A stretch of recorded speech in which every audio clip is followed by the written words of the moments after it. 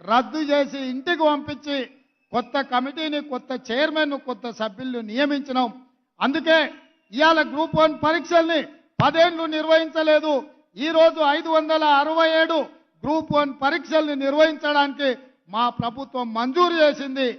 ఈ 10 ఏళ్లు నియామకాలు చేపట్టకపోవడం వల్ల వయసు మీరి ఊరికి పోలేక ఉన్న నిరుద్యోగ యువకులకు 44 సంవత్సరాల నుంచి 46 సంవత్సరాలకు వయసు పొడిగించి ఎవరికి నష్టం జరగొద్దన్న ఆలోచనతోటి అందరికి అవకాశం కల్పించినాం. అందుకే నిరుద్యోగ యువకులారా, ఈ తెలంగాణ రాష్ట్రం మీది. ఈ రాష్ట్రాన్ని సాధించుకున్నది మీరు. మీకోసం పనిచేయడానికి, మీ సమస్యల్ని తీర్చడానికి ఈ ప్రభుత్వం సిద్ధంగా ఉన్నది.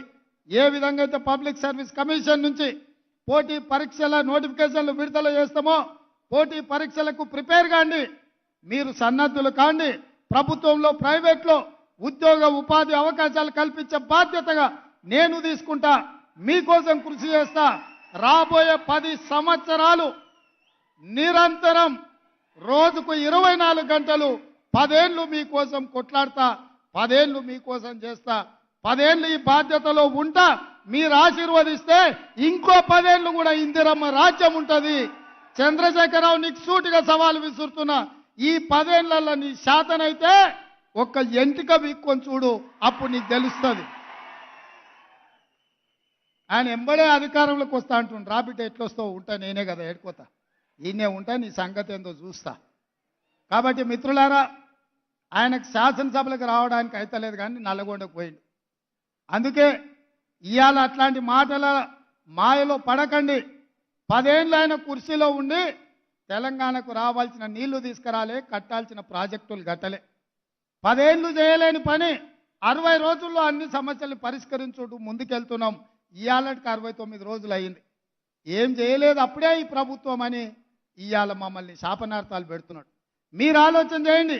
3665 రోజులు ఉన్న చంద్రశేఖరరావు కృష్ణానది జలాలలో ఆంధ్రప్రదేశ్కు 512 టీఎంసీ నీళ్లను కేటాయించి తెలంగాణకు రావాల్సిన హక్కులను తాకట్టు పెట్టి 299 టీఎంసీలు ఈ 10 సంవత్సరాలు శాశ్వతంగా వాళ్లకు రాసిచ్చిండు. 10 ఏళ్ళు ఆయన రాసిస్తే నేను వచ్చిన 10 రోజుల్లోనే ఆ నీళ్లు తేలేదని నన్ను తిడుతున్నాడు.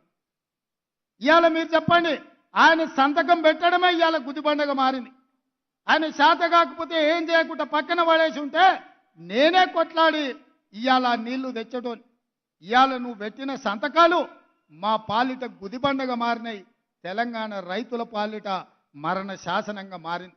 ఇవాళ నువ్వున్నప్పుడే కదా నవంబర్ 30 తారీఖు నాడు తెలంగాణలో ఎన్నికలు ఉంటే గ్రామాలలో యువకులు ఎన్నికల నిర్వహణలో ప్రజారాజ్యాన్ని, ప్రజాప్రభుత్వాన్ని ఎన్నుకోవాలని అందరు ఆ కార్యక్రమాలలో బిజీగా ఉంటే మీ చీకటి మిత్రుడు జగన్మోహన్ రెడ్డి గారు వందలాది మంది పోలీసులను నాగార్జున సాగర్ మీదకి పంపించిండు.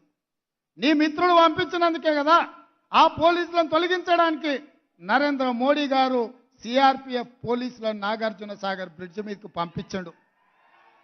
జగన్మోహన్ రెడ్డి ఆక్రమించుకోకపోయిన ఉంటే నరేంద్ర మోడీ సిఆర్పిఎఫ్ బలగాలను అక్కడికి పంపిండేవాడు కాదు. ఆ రోజు నుంచి ఈ రోజు వరకు సిఆర్పిఎఫ్ బలగాలు అక్కడ ఉన్నాయంటే 30 తారీఖు నాడు తెలంగాణ సెంటిమెంట్తో ఎన్నికలలో నెగ్గాలని ఆంధ్ర వాళ్ళు నాగార్జున సాగర్ ఆక్రమించుకున్నారని పెడపొబ్బలు పెట్టి ప్రజల్ని తప్పుదారి పట్టించి తెలంగాణ సెంటిమెంట్తోని ఎన్నికలు